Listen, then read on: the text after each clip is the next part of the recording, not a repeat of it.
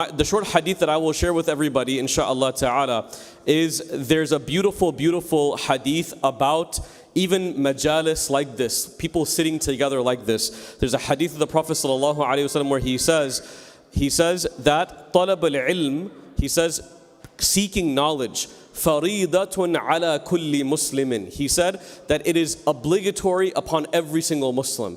Now, a lot of people, they misunderstand this hadith by thinking that it means that all forms of knowledge are now mandatory from myself to obligate upon myself. That's not what the hadith actually means. The hadith itself actually means that a person who is engaging in any certain situation in their life, whether they be people who are learning about medicine, they're learning about business, they're learning about health, whatever it may be, the Prophet ﷺ, he's saying that seeking knowledge in whatever occupation you may be in is fard upon you, because you need to understand the ins and outs of those specialties from the Islamic realm, right? So a person, inshallah, who is studying medicine or a person who's studying business, they need to do the due diligence of understanding what Islamically those particular tenets of knowledge can do for you on a spiritual framework, inshallah. So he said, طَلَبُ الْعِلْمِ فَرِيدَةٌ عَلَى كُلِّ Muslim. Make sure that you spend a little bit of your time giving attention to seeking knowledge, because knowledge is something that's going to unlock the doors of possibilities for you in your lifetime. Inshallah, I'm going to let Mufti Sajid, inshallah, share a short hadith as well. Assalamu alaikum warahmatullah. I guess when Sheikh Salah's gone, me and Sheikh Safi do what we want. Ustaz Safi and I take over. So may Allah subhanahu wa ta'ala bring our Sheikh back, inshallah, safely and soundly to us. He'll be back soon. But so Sheikh, Ustaz just shared a hadith on the faridah upon an individual towards learning ilm. And I'll kind of go in a different direction based on what's going on with my day today, and that is the faridah towards one another, the obligation that we have towards one another.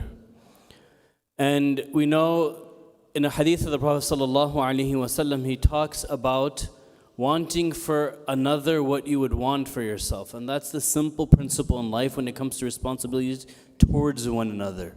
Right? Want for them what I would want for myself. And that's a very profound, insightful statement of the Prophet sallallahu alaihi wasallam. Want for the other what you would want for yourself. Treat them like how you would want to be treated. We say it in so many different ways. And in order to do that, I always say that what do we owe one another? You know, based on what sometimes our days are different, and I'm sure Ustad has a lot that he could talk about throughout his day. It could be like a 2-hour khatira, and Sheikh Salah, the musing of Sheikh, right? We could talk about what happens throughout our days. And based on my day today, one thing I was thinking about earlier is, as an ummah, we have to realize that once we become believers, what do we owe one another in terms of relationships? The Prophet ﷺ, before becoming a Nabi, there was 2 things that he was known for. His sidq and his amana. His truthfulness and his amana, trustworthiness, is what Rasulullah was even before he became a Nabi. And these are things that we often fail to provide one another. Is truth, sidq, honesty, and trust. And when I say honesty, I'm not talking about being truthful, don't tell a lie. When I say amana, being trustworthy, it's not about the Prophet ﷺ held some Jewish man's armor and then he returned it. That's not what we're talking about. Amana was deeper than that about the Prophet ﷺ. Right? We are afraid often to say things to one another because of the repercussions of the violation of amana and honesty. Sidq. We're scared to talk about it with one another. And so what happens is that we become lonely in our emotions and our feelings, even though we live in the sense of a community. And that's not what Rasulullah did. And he created sahaba, suhba, companions in, yes, bigger than just travels with Rasulullah. Some of the companions didn't travel with the Prophet, by the way, all the time. Right? Sahib didn't mean they traveled a journey with him in his emotional, his spiritual journey. And that's what makes them companions of the Prophet.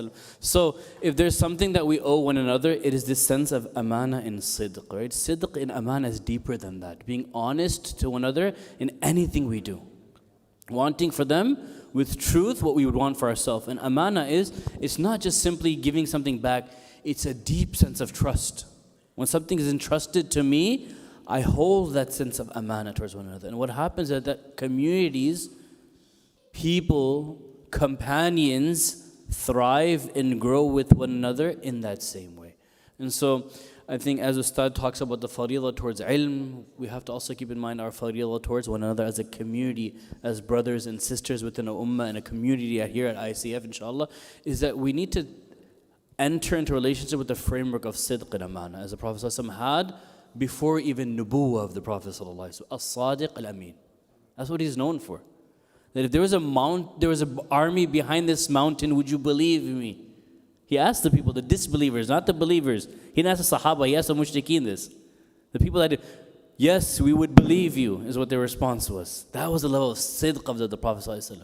That even though they opposed him in theology, they're putting their stuff in the safety of the ownership of the Prophet ﷺ. Put it with him. You keep it, because we know we're going to get it back. That's the level of trust and the honesty that we have to have towards one another, inshallah. May Allah subhanahu wa ta'ala bring about that into our lives and our relationships in our community and the ummah at large, inshallah. May Allah subhanahu wa ta'ala give us all the tawfiq. Subhanallah bihamdi, subhanakallahumma wa bihamdik, nashhadu an la ilaha illa anta, nastaghfiruka wa natubu ilayk.